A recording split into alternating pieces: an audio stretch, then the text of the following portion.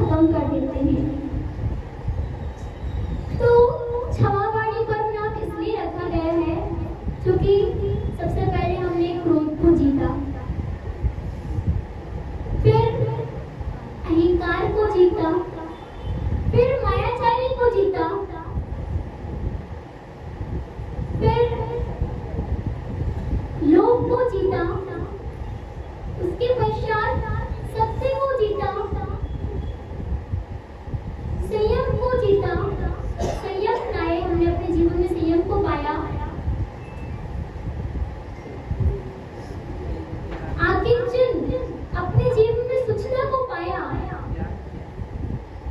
और हमने त्याग को पाया, चीजों का परिग्रह का त्याग किया 10 धर्म के अंदर। उसके बाद आकिंचन मतलब सूचना को पाया, हम शुद्ध हो गए। फिर ब्रह्मचार्य, ब्रह्मचार्य को हमने अंगीकार कर लिया। इन 10 धर्मों को हमने पा लिया और हम सरल स्वभावी हो गए 10 दिनों के अंदर। तो अब लोग कहेंगे कि इतना बड़ा नाम हम कैसे दे दें, क्षमावाणी, क्षमा।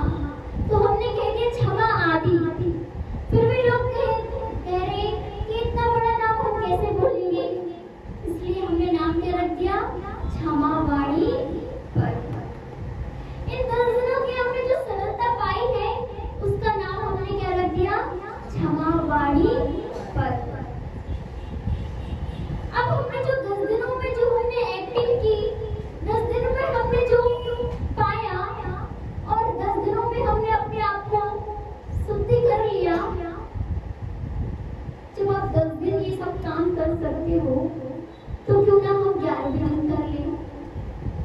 अब 11वें दिन 12वें दिन भी हम कर सकते हैं, तो क्यों ना हम इन काम को 10 दिन के काम को जिंदगी भर कर लें। 10 दिन जब हम एक्टिंग कर सकते हैं तो क्या उसी एक्टिंग को हम पूरी जिंदगी भर कर लें तो हमारा जीवन सार्थक हो जाएगा। एक बार क्या हुआ, एक पति पत्नी थी, उनके यहाँ हमेशा झगड़ा होते रहता था। तो एक बार क्या हुआ, जो लड़की के मतलब पत्नी के पिताजी थे, उनकी वृद्धावस्था हो चुकी थी।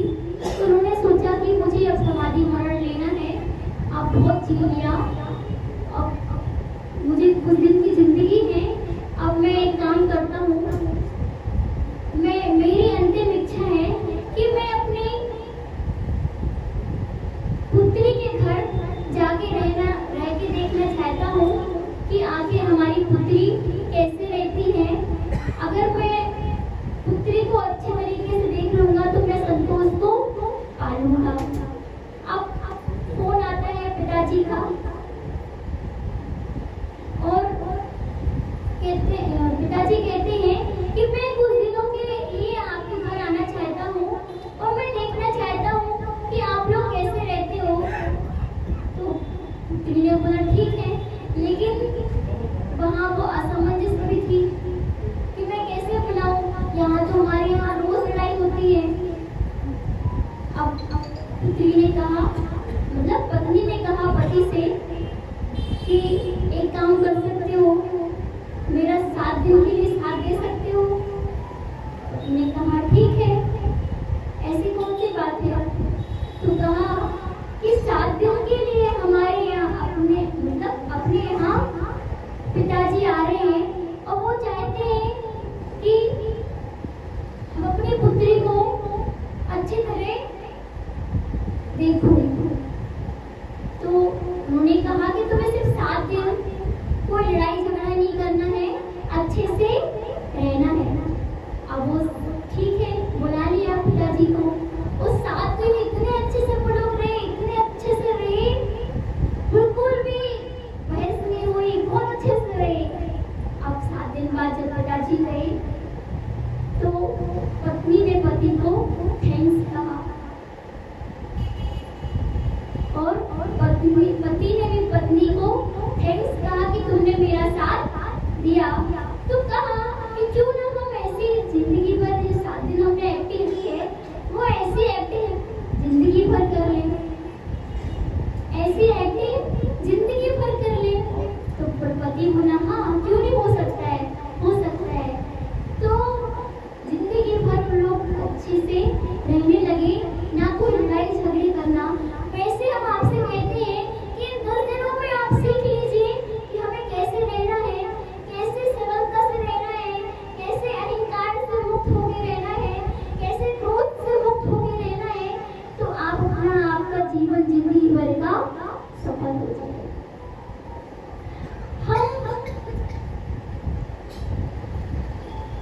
कि मच्छर सर्प का जहर उतारने का स्थान की जानकारी तो हमें मिल जाती है, लेकिन मनुष्यों के जहर को उतारने की जानकारी हमें आज तक नहीं मिली। अगर हमें मनुष्यों के जहर के उतारने की जानकारी मिल जाए तो हमारा जीवन क्षमावाणी पर्व बनाना सार्थक हो जाए। सर्पों को हम उनके जहर को निकाल के अपने पास रख सकते हैं, लेकिन मनुष्यों को जहर निकालने की जानकारी हमें नहीं है। अगर अपने जहर को निकालना है तो इन 10 दिनों में जो हमने धर्म किए हैं उनको अंगीकार कर लो, जिंदगी भर के लिए आपका जहर उतर जाएगा।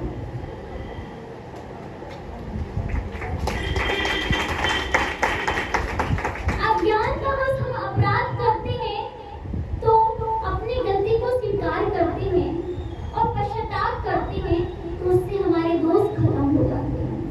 अब दूसरी प्रकार से शास्त्रों में कहा गया है कि 4 आना दोष पश्चाताप, 4 आना दोष हम पश्चाताप तभी कर सकते हैं जब गुरुओं की वाणी सुन के, शास्त्रों की कही हुई आज्ञा का पालन करके हम अपने 4 आना दोषों को समाप्त कर सकते हैं। अब तीसरी बात ये है कि जो जानते हैं, समझते हैं, फिर भी वो समझने की कोशिश नहीं करते हैं, वो क्या कहलाते हैं? नादान कहलाते हैं। समझते हुए भी समझने की कोशिश नहीं करते हैं, वो क्या कहलाते हैं? नादान कहलाते हैं। चौथे वे हैं जो गलती पर गलती करें, अपराध पर अपराध करें। पहली बात तो वह है वो अपराध को अपराध न समझते हैं, रात भर वो गलती पर पुनः गलती करते रहते हैं, वो क्या कहलाते हैं? शैतान। आजकल हम क्षमा भी हम मांगते हैं तो इष्ट और साधर्मी से मांगते हैं। किससे मांगते हैं? इष्ट और साधर्मी से मांगते हैं। अब तो मांगने ऐसी बात ही नहीं रही। आप क्या करते हैं? बाजार में छपाया कार्ड ले लेते हैं और लोकर से बोल देते हैं कि ये इन पतों पे भेज दो, और वहाँ पर भी जब लोकर रिसीव करता है तो बता देता है ये यहाँ से क्षमावाणी का पर्व आया है, ये यहाँ से आया है, और वो बस साइड में रख देते हैं। मतलब आजकल जो क्षमावाणी पर्व मनाया जा रहा है औपचारिकताओं को पूरा करने के लिए, औपचारिकताओं को पूरा करने के लिए बनाए जा रहे हैं। संवेदना तो कुछ रही ही नहीं गई। अगर हमें संवेदनाओं से मनाना है तो हमें अपने अंतर दिल से, अंतर आत्मा से हमें जीवों के प्रति विनय भाव रख के और सरलता पूर्वक भावना पूर्वक हमें जीवों से क्षमा मांगना पड़ेगा, क्षमा मांगना चाहिए। नहीं तो क्या होगा? हम कुटिल भावों से क्षमा मांगेंगे तो उस शब्दों में क्षमा मांगी जाएगी। कैसे? वैसे तो हमारी गलती नहीं है। क्या बोलेंगे? वैसे तो हमारी गलती नहीं है, फिर भी आप कह रहे हो तो क्षमा मांग ले रहे हैं। क्या होता है? हमारी गलती नहीं है। आजकल बच्चे क्षमा मांगने के लिए कहते हैं और क्या बोलते हैं? हमारी गलती नहीं है, अगर आप कह रहे हो तो मैं क्षमा मांग लेता हूँ। और क्षमा मांगने के तैयार हो जाते हैं तो ये पूछते क्षमा सबसे पहले कौन मांगेगा? क्षमा सबसे पहले कौन मांगेगा? उसके पश्चात क्षमा मांग भी ली तो लिखित में मांगेंगे कि मौखिक में मांगेंगे? ये कोशिश करते ना कि लिखित में मांगेंगे कि मौखिक में मांगेंगे। ऐसी शर्तों से किसी को क्षमा करता है तो सचमुच ये शर्तों वाली क्षमा होती है। तो अभी आपका समय पूरा हो गया।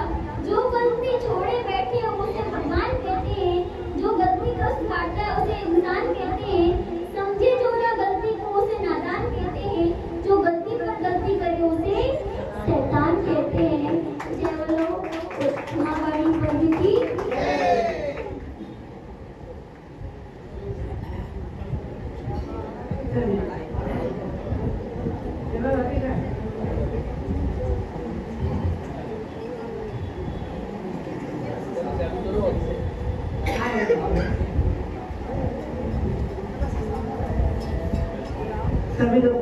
आकर दो पंक्तियां सबके लिए धन्यवाद स्वरूप। अब बीत गया है पर्यूषण, अब बीत गया है पर्यूषण, बस श्रेष्ठ रही है मधुर याद, सानंद सफलतम बीता पर करे आदि प्रभु का धन्यवाद, करे आदि प्रभु का धन्यवाद।